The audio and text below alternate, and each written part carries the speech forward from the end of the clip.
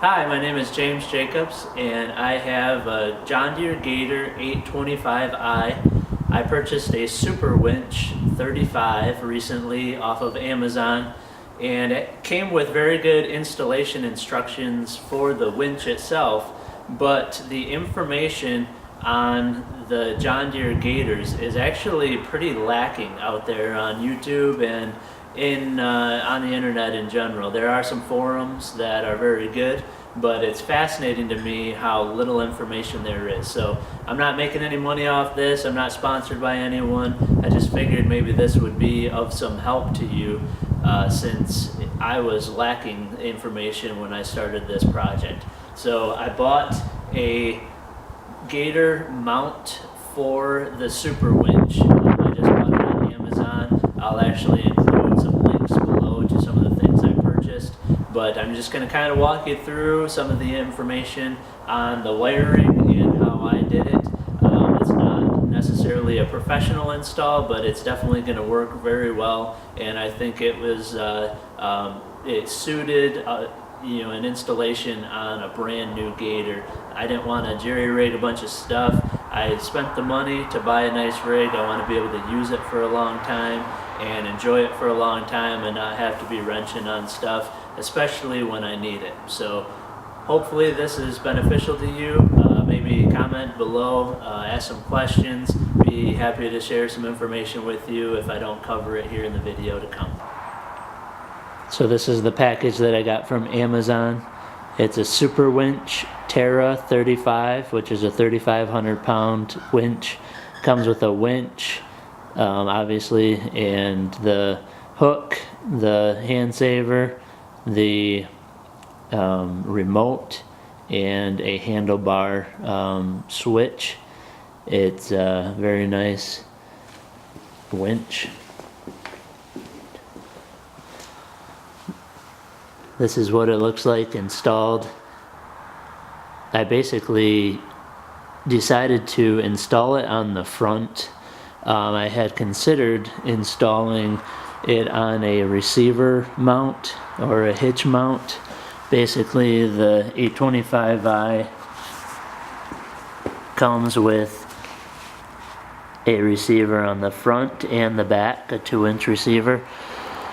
And I was going to do that. I actually bought the receiver mount, but I got to thinking the times that I would ever use it in the back are almost never. So I would kind of take my chances on that. I did on Amazon buy a Winch Saver. It's a KFI product right here. And that definitely is nice to keep everything from rattling around. It's a counterweight, or not necessarily a counterweight, but a cable weight, and works out pretty good. So, if you notice here, I have a red and black wire hooked to the winch on the front. And if you look in the instructions of the package, that is not the correct way to hook this up. But the reason why I did it is because the red and the black wires that come with the Superwinch are shorter than the blue and yellow wires or cable, and the blue and the yellow had to go back to the battery back there. So again, obviously if they're longer and I need to go a longer distance, that's why I used them. So just be careful, make sure that you hook things up the correct way. Here's the solenoid that comes with the winch, and you can see blue, red, yellow, and black connector points, and that the black is connected to the blue, the red is connected to the yellow is connected to the red, and the blue is connected to the black. So again, it all works. It works perfect. It's just you need to make sure that you connect the proper ones, just for the logic of the electrical circuits. The solenoid is connected there. Actually, right now you can see that all the wires are just loose, and I will cable tie them properly. I just wanted to kind of show you a quick rundown right after installation of the configuration. So again, another thing that is what I consider less than a professional install is all of this extra cabling and wires. I did not take the time to shorten them and cut them off and add connectors. I can definitely do that. I might do that eventually, but there's plenty of room and plenty of spots for this extra wiring, so I guess I just didn't see the need. On John Deere, the yellow and black wires are switched, so they only are hot when the switch is on. And the red and black in general are always hot. So this connector right here is part of the John Deere wiring harness, but I created this harness right here to have an extra connection for maybe some other accessories that I'm adding. And then this one actually powers the LED lights and the winch remote. So you'll have to look at my other video on the LED lights, but this one we're talking about the winch. So this winch here, this powers the winch remote, or makes that active, again only when the Gator key is turned on, because I'm connected to the yellow wiring harness there.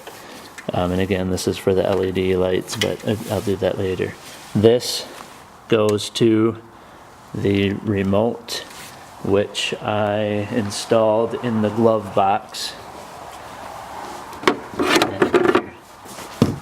And it's not very good lighting.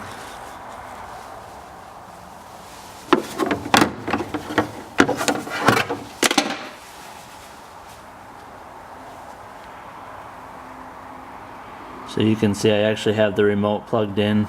I drilled a hole in the glove box here, so I really only intend to ever use the winch with this remote here. For safety reasons and just kind of in general, I don't really anticipate ever sitting in the driver's seat watching the winch work, because obviously I'm getting out to hook it up to everything. So if I turn the key on here, grab the remote, go out and in, it works perfectly. And again, with the key off, it does not work because of that wire in there. So from the solenoid to the back, those yellow and blue cables run down kind of in the, around the, what you consider the firewall, down here, in there, coil around. You have basically a inline fuse. I can't remember what Superwinch calls it. That's basically what it is, a breaker probably, connected to the hot and ground. And again, you know, this is essentially your black wire, this is essentially your red wire, and this actually is a short red wire that comes with the kit. So this, obviously I have my console out. That's going to go back in that center part. Here's the kind of front dash that goes in this area right here. And I will likely shorten some wires, use some zip ties, and clean everything up. One thing I wanted to elaborate on a little bit here is that connector. So I really didn't see any reason why I would buy a brand new Gator and start splicing everything into the wiring harnesses. So I actually went online and purchased, it was actually on eBay. Amazon did not have a good supply of these, but they're GM, I believe it's GM 56 connectors, and they fit right in with the stock pieces. This is the male piece.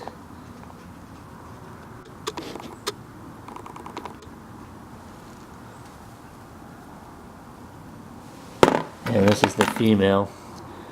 And you basically need the female to hook in to the Gator, but with the extra harness that I created for future expansion, I just thought it would work better to get both. And you have female connector there, male. So again, that one goes with that. And this one goes with that. So it's a nice clean install in that regard, and I thought it was well worth the money again, because I just didn't really feel right taking brand new nice Gator and start splicing into the hot wires and the switched wires. Here's some of the tools that I used.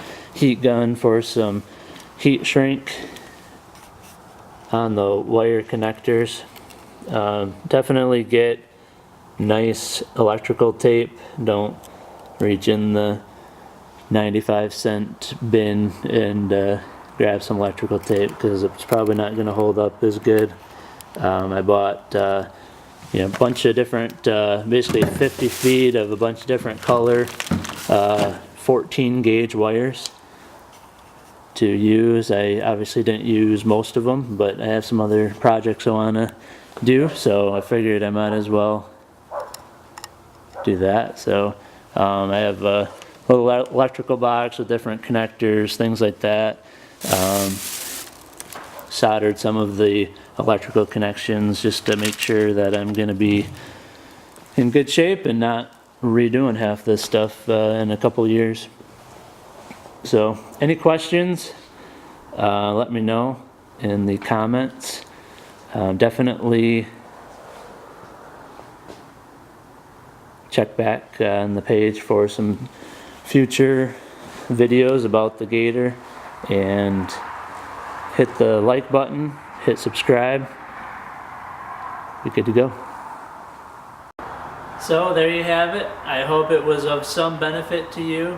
Hit the like button, subscribe for any videos that are added throughout the rest of the year, and as I get to use my Gator more and more, I'm sure I'll be interested in sharing a lot more information with you. So hope you enjoyed it, hope it was beneficial, and hope to see you around.